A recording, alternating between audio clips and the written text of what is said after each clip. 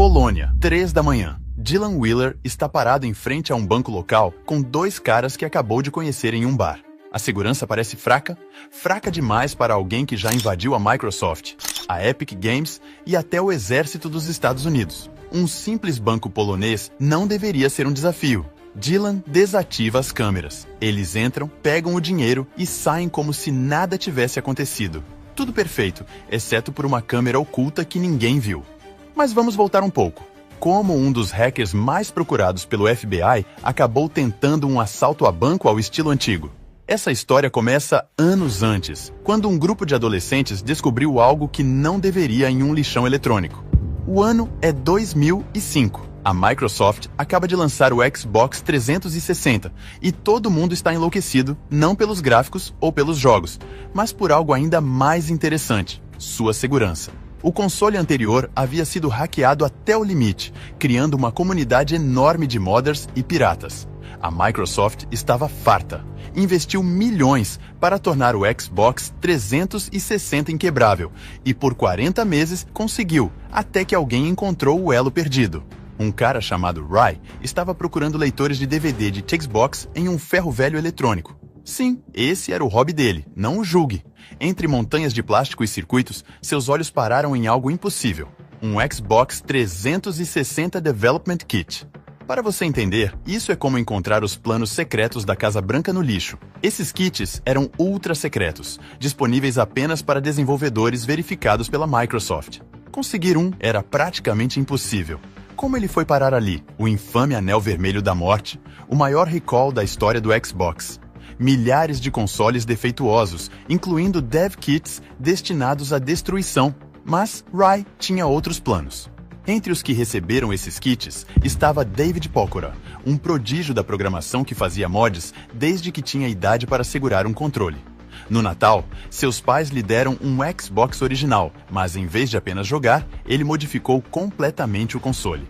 Anos depois, com o Dev Kit em mãos, David começou a criar mods para Halo 3 que deixaram a comunidade boquiaberta. As pessoas não paravam de perguntar como ele fazia. Sua resposta: vocês não conseguem, não saberão como, ninguém vai dizer como. Mas um programador de 18 anos chamado Anthony Clark não desistiu. Ele ofereceu a David aprimorar seus mods em troca do contato do vendedor de dev kits e assim, sem saber, formou-se a dupla que mudaria a história do hacking para sempre. David e Anthony estavam explorando seu dev kit quando se depararam com algo que parecia bom demais para ser verdade: Partner.net. Imagine uma rede secreta onde os desenvolvedores enviam versões de teste de seus jogos meses antes do lançamento. Para um gamer, isso era o equivalente a encontrar El Dorado. A tentação era irresistível. Eles passavam noites inteiras explorando o Partner.net coma, testando jogos que ninguém mais tinha visto. David começou a chegar atrasado na escola. Suas notas despencaram, mas ele não se importava. Em sua mente, aquilo poderia ser seu bilhete dourado para a indústria dos videogames. Mas os desenvolvedores começaram a notar algo estranho. Seus jogos secretos estavam sendo jogados por pessoas que não deveriam ter acesso. Um dia, David e Anthony receberam uma mensagem que gelou o sangue deles. Os vencedores não hackeiam o Partner.net. Era um aviso direto, e eles ignoraram. O grupo começava a tomar forma. Estava David, o prodígio canadense que sabia programar antes mesmo de aprender a ler. Anthony, o gênio silencioso de 18 anos que aperfeiçoava cada linha de código. E então chegou Senad, de 24 anos, um verdadeiro fanático por tecnologia de Nova Jersey. Seu quarto parecia um laboratório: osciloscópios, soldadores e peças eletrônicas por toda parte. Online, ele se chamava Sonic. A verdadeira revolução chegou em 2009. Dois hackers apresentaram algo que mudaria tudo: o Exploit JTAG. Uma simples modificação que transformava qualquer Xbox 360 normal em um dev kit. De repente, os mods não estavam mais limitados a um pequeno grupo de escolhidos. A Microsoft entrou em pânico enquanto milhares de usuários começavam a desbloquear suas consoles. David e Anthony viram uma oportunidade de ouro. Criaram truques para Call of Duty que permitiam atravessar paredes e disparos que nunca erravam. O preço: $100 por hora. Os garotos com os cartões de crédito dos pais faziam fila virtual. Os lucros: $8.000 diários através do PayPal. Nada mal para um grupo de adolescentes.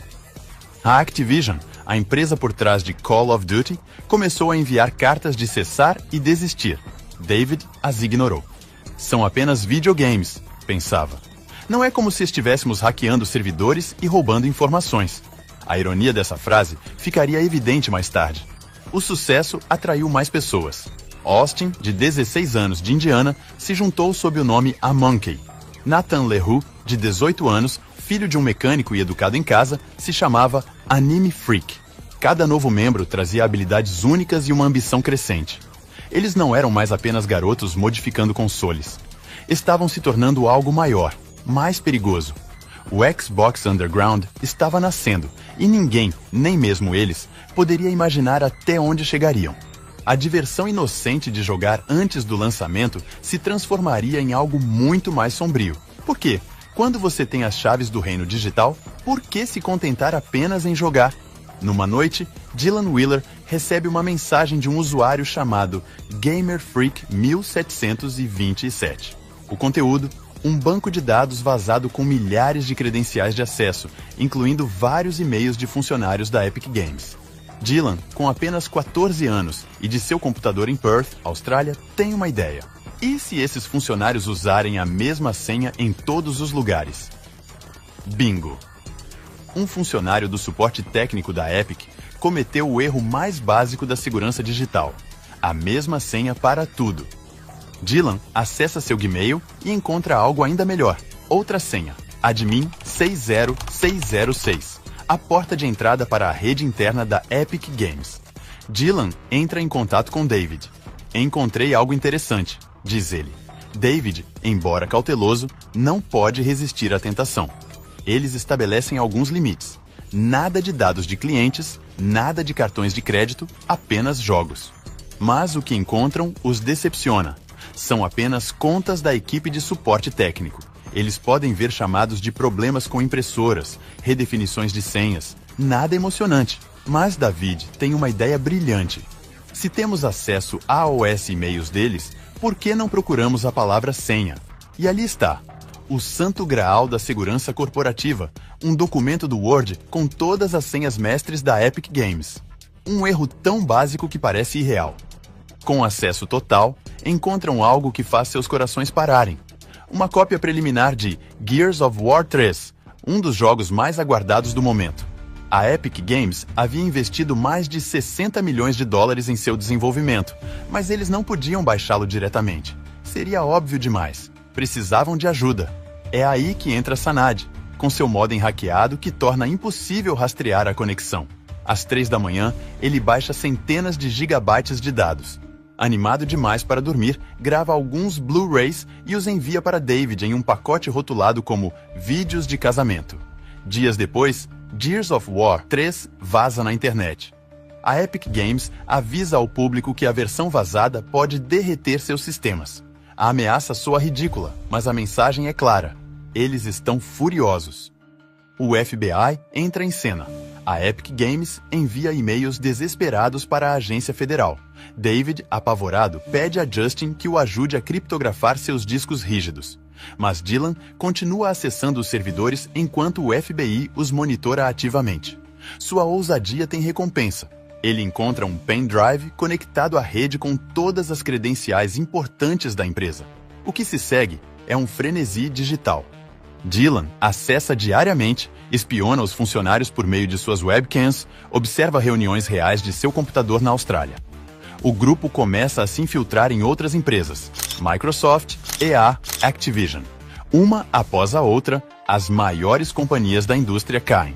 Eles não são mais apenas hackers de videogames. Tornaram-se algo maior, mais perigoso. O poder é intoxicante. David começa a vender jogos roubados por meio de um contato misterioso chamado Xbox Dev Guy. A conexão é feita por Justin, mas algo não parece certo. O império digital que construíram parece invencível. Eles têm acesso a praticamente toda a indústria de videogames, mas como todo império, este também tem suas rachaduras. E em breve, muito em breve, tudo começaria a desmoronar. Agosto de 2012. David e Dylan estão explorando os servidores da Microsoft quando encontram uma pasta suspeitamente bem protegida. Apenas alguns desenvolvedores têm acesso. O que encontram dentro os deixa sem fôlego. Plantas detalhadas, esquemas de circuitos, código-fonte. O próximo Xbox, codinome Durango. Para um grupo de hackers do Xbox, isso é como encontrar os planos da Estrela da Morte. Eles têm em mãos cada detalhe do Xbox One, o console que a Microsoft nem sequer anunciou ao mundo. Enquanto analisam os documentos, David nota algo interessante. O Durango utiliza componentes padrão, peças que qualquer um poderia comprar. A ideia é insana, mas quando foi que isso os impediu? Eles encomendam as peças online e as enviam para a casa de Nathan. Como uma criança montando seu brinquedo favorito, Nathan monta o console seguindo os documentos roubados. E funciona. Eles construíram seu próprio Xbox One, meses antes de ele existir oficialmente. Tem um protótipo funcional, mas nenhum jogo para testá-lo. A solução: vendê-lo. Encontram um comprador em Seychelles, disposto a pagar $5.000. O dinheiro é transferido e surge a pergunta: quem vai enviá-lo? Justin May, que estava sumido há um tempo, se oferece como voluntário. Ele dirige por 2 horas desde Delaware até BWI para buscar o console na casa de Nathan. O pacote nunca chega a Seychelles. Dylan Wheeler, frustrado porque ninguém acredita nele nos fóruns quando fala sobre o Xbox One, toma uma decisão que muda tudo. Sem consultar ninguém, ele publica fotos do protótipo no eBay. O leilão se torna viral. As ofertas chegam a $20.000 antes que a Microsoft apresente uma reclamação de direitos autorais. Mas Dylan não para por aí. Bêbado, liga para Epic Games para confessar que hackeou seus servidores. Explica exatamente como fez isso e pede um pôster como recompensa. Surpreendentemente, eles enviam. Ele começa a dar entrevistas como o garoto que vazou o Xbox, se exibindo na internet enquanto o resto do grupo observa horrorizado. Miles Hawkins, investigador da Microsoft, voa até a Austrália para ter uma conversa com Dylan, agora com 17 anos. Na sala de estar, Dylan confessa tudo. Como hackeou a Microsoft. Tudo porque era um garoto curioso. Hawkins lhe dá um aviso simples. Pare de hackear a Microsoft, pare de postar coisas sobre o Durango no eBay e tudo ficará bem. No dia seguinte, Dylan coloca o Durango de volta no eBay. A Microsoft encerra o leilão. Bill Gates ordena pessoalmente uma batida policial. A polícia australiana encontra evidências não apenas do hackeamento à Microsoft, mas também ao exército dos Estados Unidos e a centenas de desenvolvedores de jogos. Dylan enfrenta 22 acusações federais. Enquanto isso, o grupo começa a desmoronar. David corta toda a comunicação com Dylan. Sanad tenta se distanciar, mas sua casa é invadida. Nathan é preso. O FBI está fechando o cerco. E aquele comprador em Seychelles que nunca recebeu seu Durango? Bem, ele era o FBI. O grupo acaba de aprender uma lição crucial. Quando você vende tecnologia roubada, nunca sabe quem está do outro lado da transação. Em uma noite de verão de 2012, Austin e Nathan estão explorando os servidores da Zombie Studios, desenvolvedores de jogos de guerra. Entre arquivos de design e código, encontram algo estranho. Uma VPN direta para servidores militares. A curiosidade os leva a seguir esse túnel digital, sem imaginar que estão prestes a cruzar uma linha sem retorno. O que encontram não é um simples jogo. É o simulador do helicóptero Apache AX-64D, encomendado pelo próprio Departamento de Defesa. 500 mil de linhas de código militar classificado diante de seus olhos. Austin e Nathan hesitam. Isso não é mais roubar videogames. Isso é espionagem federal. Dylan, sempre o mais audacioso, tem uma ideia brilhante. E se vendermos para os árabes? O dano já estava feito. O código estava comprometido e o grupo começou a se fragmentar. Enquanto isso, David recebe uma ligação inesperada. É Austin falando sobre um hacker de 18 anos chamado Armin the Cyber. Ele diz que tem acesso ao campus da Microsoft e pode roubar um Durango real. Em troca, só quer algumas credenciais de servidor e alguns milhares de dólares. Parece arriscado demais, mas a tentação é forte. Armin veste um suéter com o logo da Microsoft, clona um cartão de acesso e entra no prédio como se nada tivesse acontecido. Durante um ano, ele esteve se infiltrando, sonhando em trabalhar lá. Até mesmo se candidatou a um cargo. As câmeras captam Armin caminhando nervoso pelos corredores. Seu cartão não tem acesso ao quinto andar, onde estão os Durangos. Mas há uma solução simples. Ele sobe as escadas, coloca 3 protótipos em sua mochila e sai caminhando tranquilamente. Uma semana depois, Armin recebe uma ligação da Microsoft.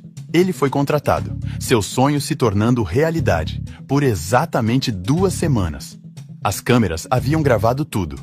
Na sala de interrogatório, Armin confessa. A Microsoft lhe oferece um acordo. Devolva os Durangos ou as coisas ficarão feias. Armin liga para David, desesperado, oferecendo dinheiro, qualquer coisa pelos protótipos.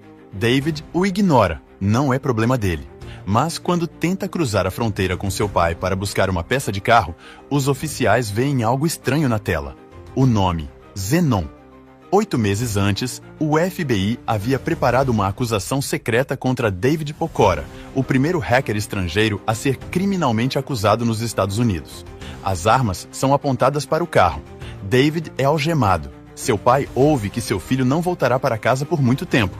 Entre as páginas da acusação, uma figura misteriosa aparece repetidamente. Pessoa A.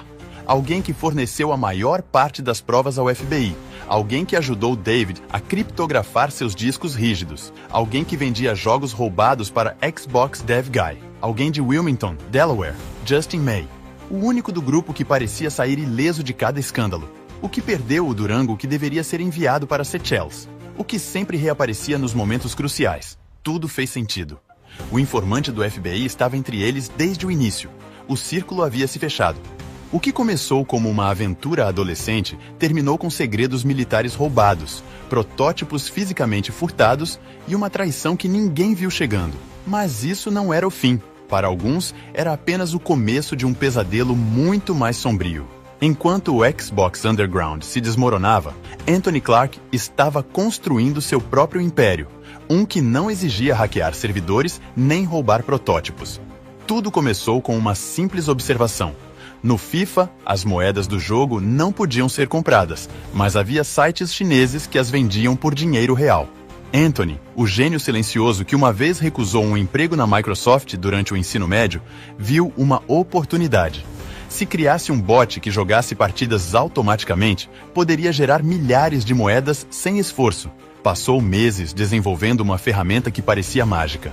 Ela podia jogar uma partida completa contra o computador em 1 segundo. Um único dev kit, executando o bot, gerava $30 por hora, 24 horas por dia. Na primeira semana vendendo moedas para a China, Anthony ganhou vários milhares de dólares. Mas isso era apenas o começo.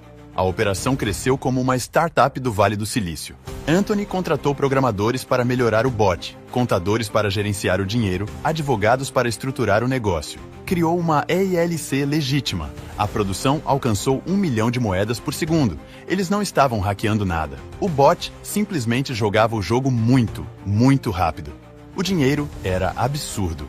Em 8 meses, Anthony acumulou mais de 7 milhões de dólares. Comprou um Mercedes AMG CLA 45 à vista.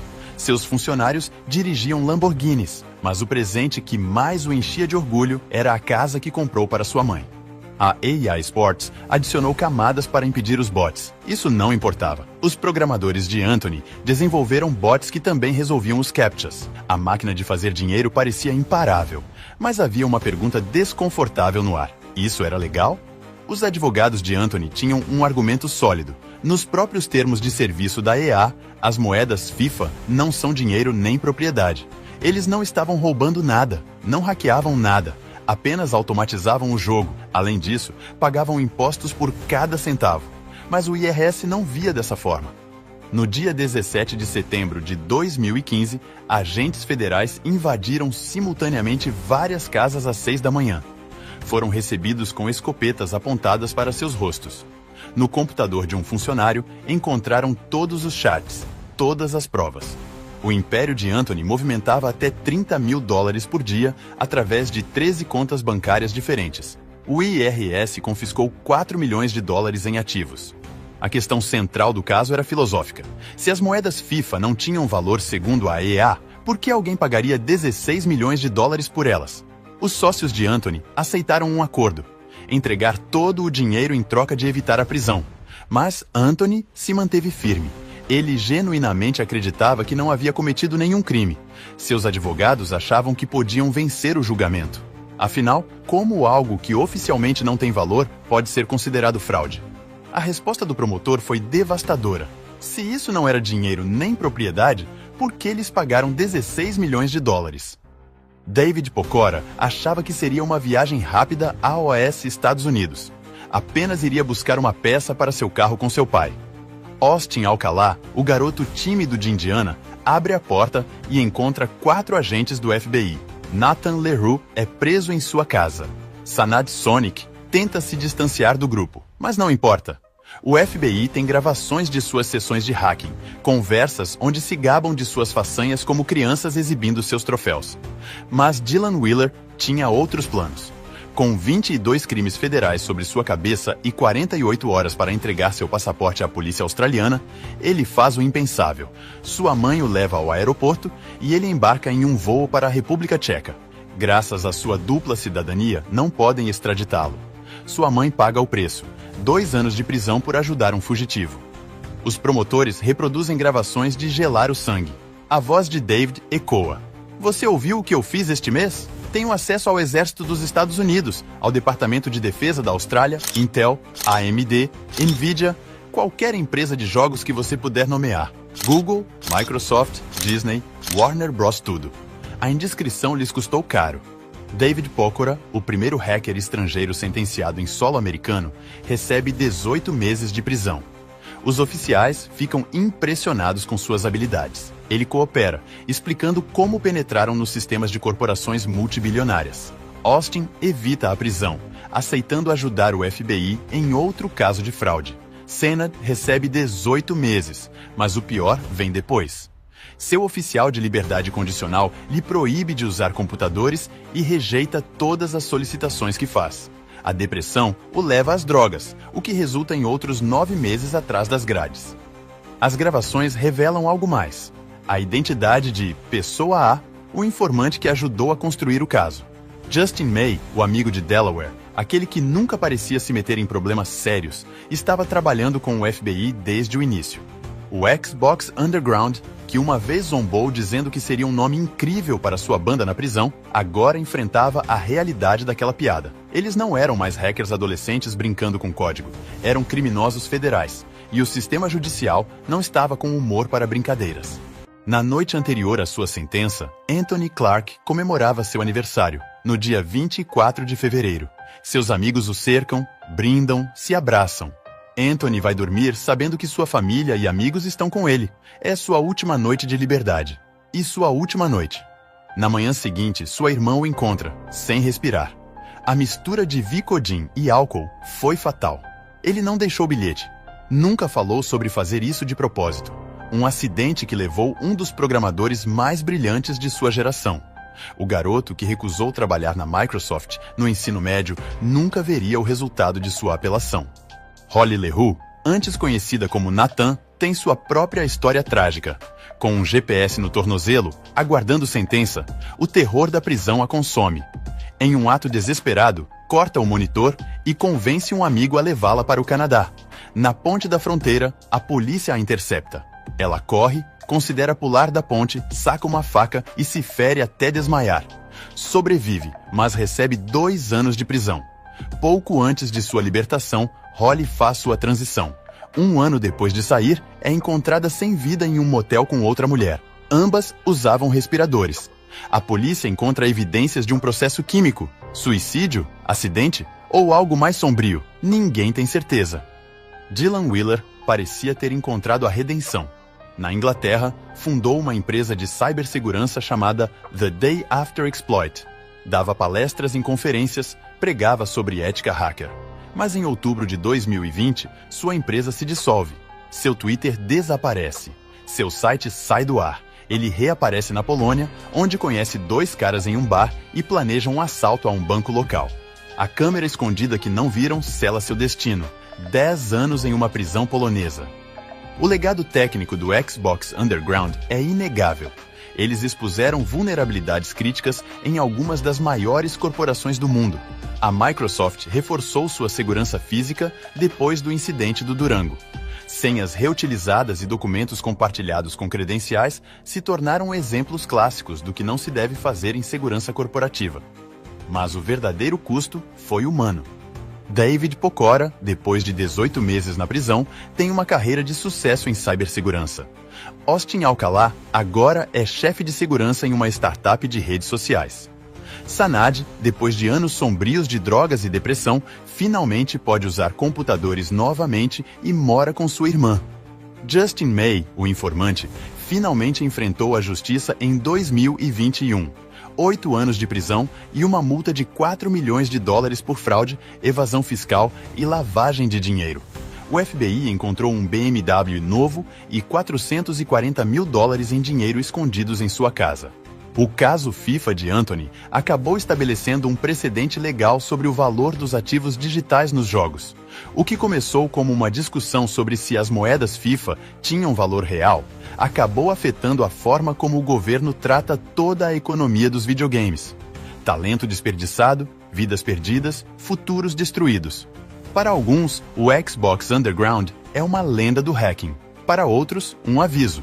Mas para as famílias que perderam filhos, irmãos e amigos, é um lembrete de como a linha entre travessura adolescente e tragédia pode ser tão fina quanto uma linha de código. Imagine um jovem de 22 anos, em um quarto bagunçado, salvando o mundo de um cyberataque devastador com um único clique. Agora, imagine esse mesmo herói algemado pelo FBI, meses depois, acusado de criar um vírus que roubava contas bancárias. Essa é a história de Marcus Hutchins, o gênio por trás do pseudônimo MalwareTech, que em 2017 parou o ransomware WannaCry, mas caiu em desgraça ao ser ligado ao malware Kronos. Baseada em relatos da Wired e outras fontes confiáveis, essa trama revela o paradoxo de um hacker que misturou heroísmo e crime, evocando confusão sobre ética no mundo digital. Vamos mergulhar nessa montanha-russa de genialidade, escolhas erradas e redenção, enquanto descobrimos como ele enganou o mundo e o que isso ensina sobre o poder da tecnologia. Fique comigo, porque essa história vai te deixar sem fôlego. Era maio de 2017 e o mundo estava em pânico. O ransomware WannaCry, criado por hackers norte-coreanos, infectou 230 mil computadores em 150 países, paralisando hospitais do Reino Unido, fábricas na França e bancos na Rússia. Ele criptografava arquivos e exigia resgates em Bitcoin, causando prejuízos de bilhões. Em Ilfracombe, uma cidadezinha na Inglaterra, Marcus Hutchins, então um desconhecido pesquisador de cibersegurança, analisava o código do WannaCry em seu quarto. Ele encontrou um domínio não registrado embutido no malware. Por instinto, registrou o domínio por $10 americanos. Para sua surpresa, isso ativou um kill switch, interrompendo o ataque global. A imprensa o chamou de herói acidental. Mas quem era esse cara? E o que ele escondia? Marcus, um jovem de 22 anos com cabelos cacheados e óculos grandes, cresceu em Devon, Inglaterra, filho de uma enfermeira escocesa e um assistente social jamaicano.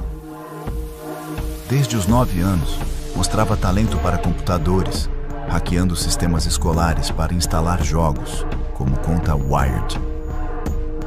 Aos 15, ele já frequentava fóruns de malware, como o Hack Forums, onde jovens exibiam códigos maliciosos para impressionar. Não era sobre crime, mas sobre status. Foi ali que, entre 2012 e 2015, Marcus criou o Kronos, um malware bancário que roubava senhas, e o vendeu no Alphabay, um mercado da Dark Web, por milhares de dólares. Ele achava que era apenas um jogo de adolescente. Mas o passado não perdoa. Como ele passou de hacker de fóruns a herói global? Após o WannaCry, Marcus se tornou uma celebridade na cibersegurança. Trabalhando para a Cryptos Logic, Ele já havia ajudado a deter ataques como o Mirai em 2016, convencendo um hacker a desistir, segundo a Wikipédia. Seu blog Malware Tech, onde dissecava malwares, era lido por especialistas do mundo todo. Ele evitava a fama, recusando entrevistas, mas aceitou ir ao DEF CON 2017, a maior conferência de hackers em Las Vegas. Em agosto, após uma semana de festas, ele caminhava para o aeroporto quando o FBI o abordou. "Isso não tem nada a ver com o WannaCry", disse o agente Lee Chartier, mostrando uma transcrição de 2014, onde Marcus oferecia o Cronos a um amigo. O herói estava preso. Por que agora, depois de salvar o mundo? O FBI tinha rastros. Após apreenderem dados do Alpha Bay em julho de 2017, encontraram evidências de Marcus vendendo o Cronos, como relata o Krebs Security. Ele foi acusado de 6 crimes, incluindo conspiração e criação de um dispositivo de interceptação ilegal, com pena máxima de 40 anos. A comunidade de cibersegurança ficou em choque. Marcus luta contra malwares, não os cria, tuitou Kevin Belmont, um colega. Especialistas como Oren Kerr, professor de direito, questionaram a acusação, dizendo que criar malware não é crime. A intenção de usá-lo para o mal, sim. O caso parecia frágil, mas Marcus confessou ao FBI, sob pressão e sem advogado, que escreveu o código do Cronos. Seria o fim do herói. O paradoxo de Marcus é o cerne da confusão. Ele era um gênio ético na Cryptos Logic, mas um adolescente imprudente no Hack Forums.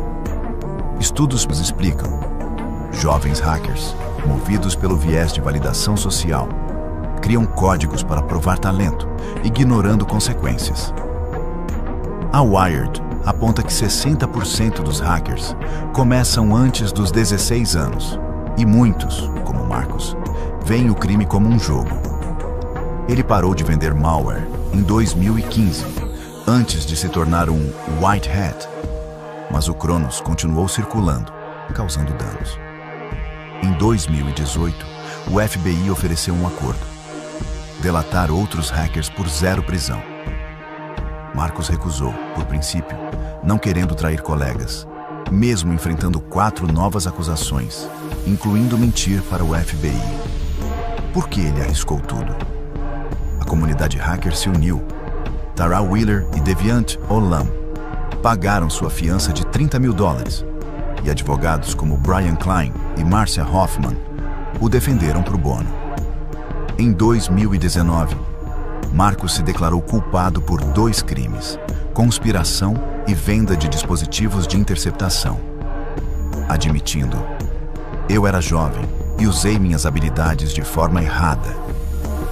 Seu julgamento no Tribunal de Wisconsin foi um marco.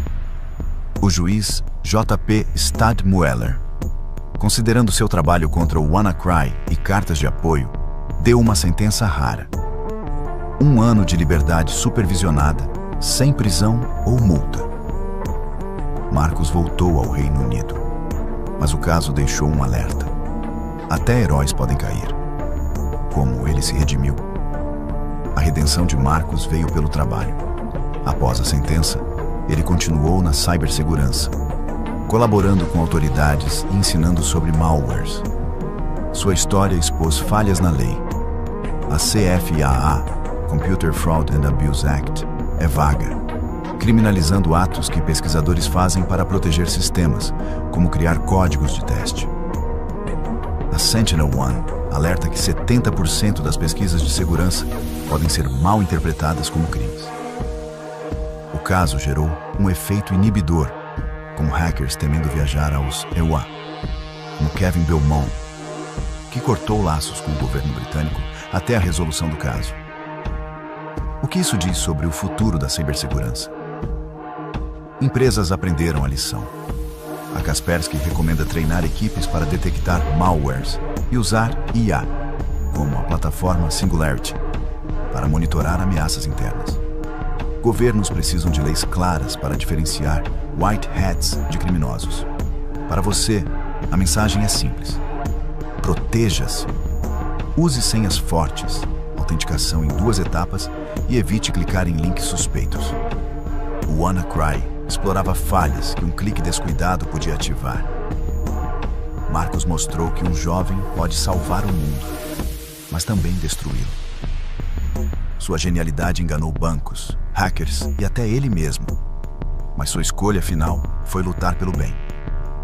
Você já confiou demais em um herói? Essa história de ascensão, queda e redenção é um alerta. Na internet, genialidade e crime andam lado a lado. O caso de Marcos, como outros, como o do Anonymous na Tunísia, mostra que a tecnologia amplifica intenções, boas ou ruins. Inscreva-se no canal para mais histórias que desvendam o lado perigoso do mundo digital. Deixe um comentário. Marcos foi um herói, um vilão ou apenas humano? Compartilhe com quem precisa repensar a cibersegurança, porque na era dos hackers, um clique pode salvar ou destruir tudo.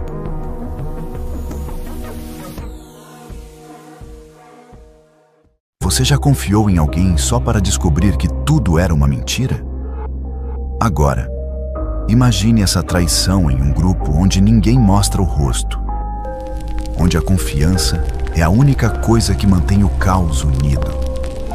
Essa é a história de como o Anonymous, o coletivo hacker que desafiou governos e corporações, foi abalado por um traidor que ninguém viu chegar.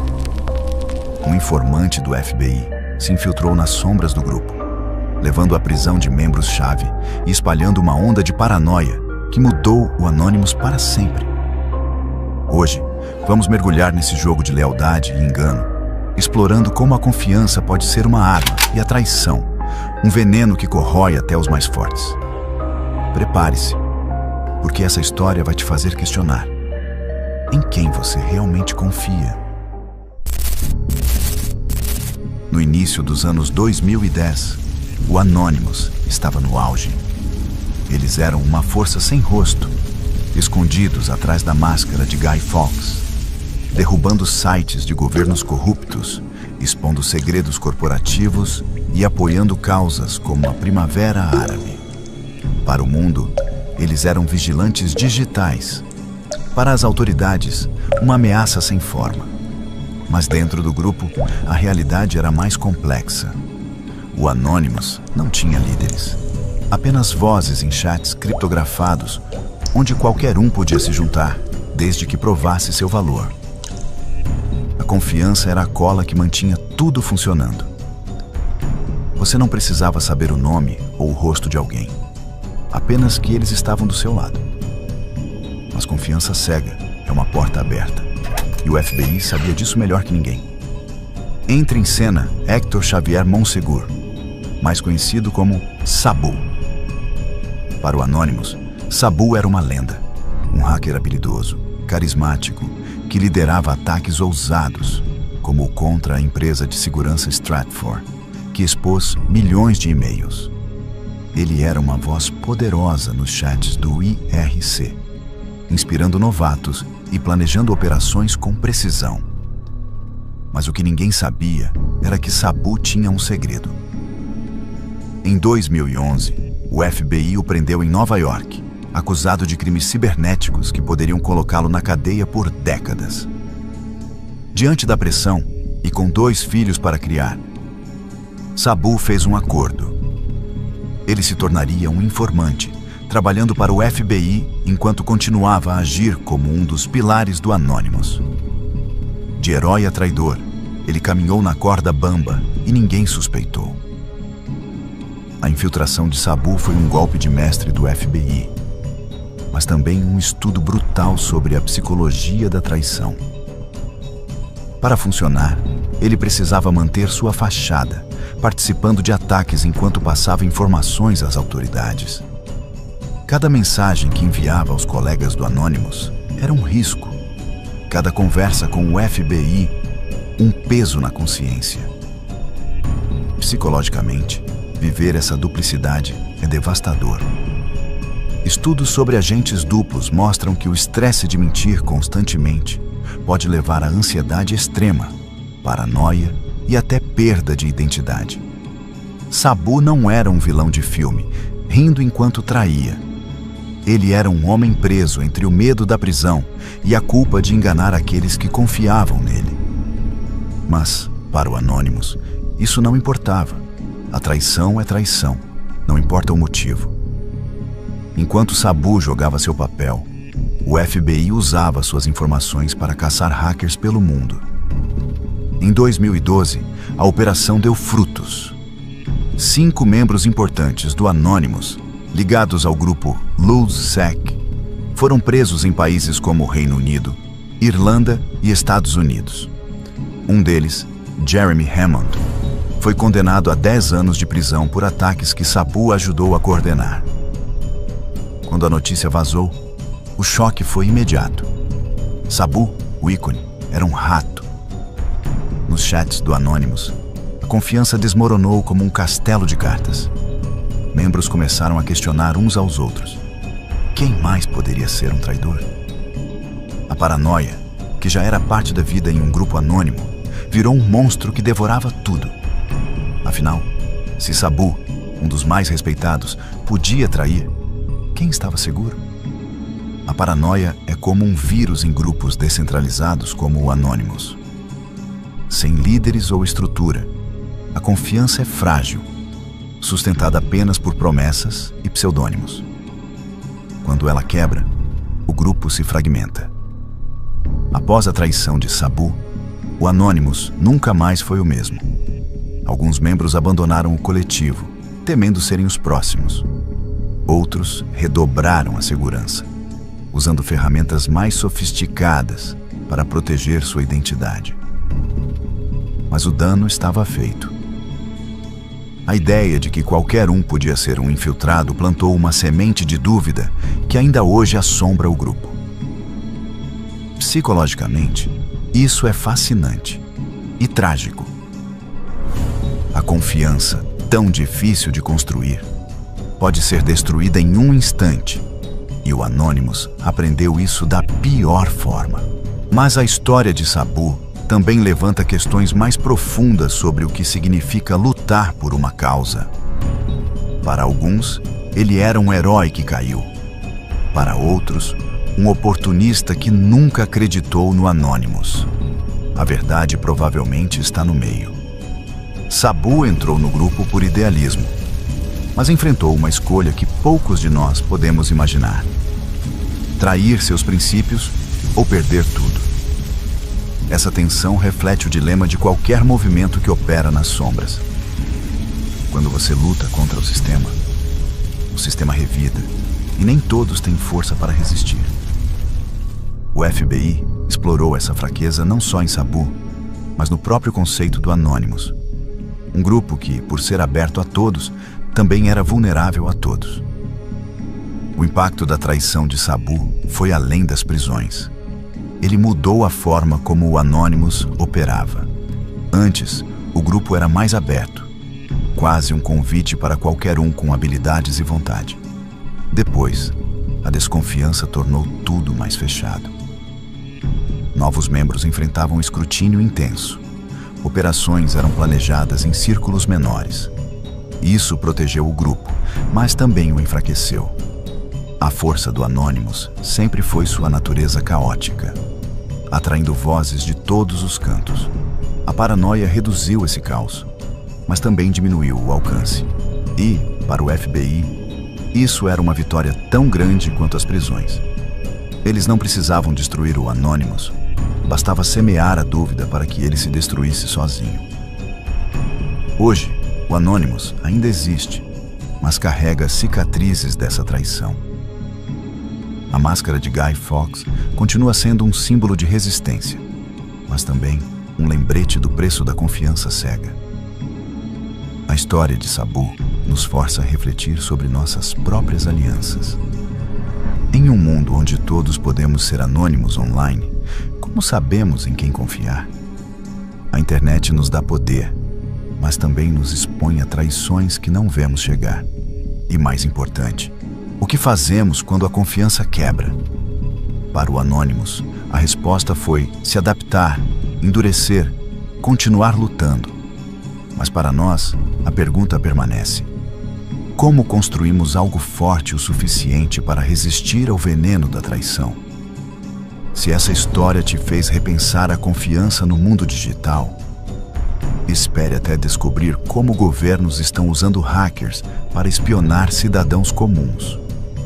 Inscreva-se no canal para mergulhar em mais histórias que revelam os segredos por trás da tecnologia. Deixe um comentário. Você já foi traído por alguém em quem confiava? Como isso te mudou? E se curtiu, compartilhe com alguém que precisa ouvir isso. Porque no fim, a verdadeira força não está em nunca cair, mas em saber como se levantar.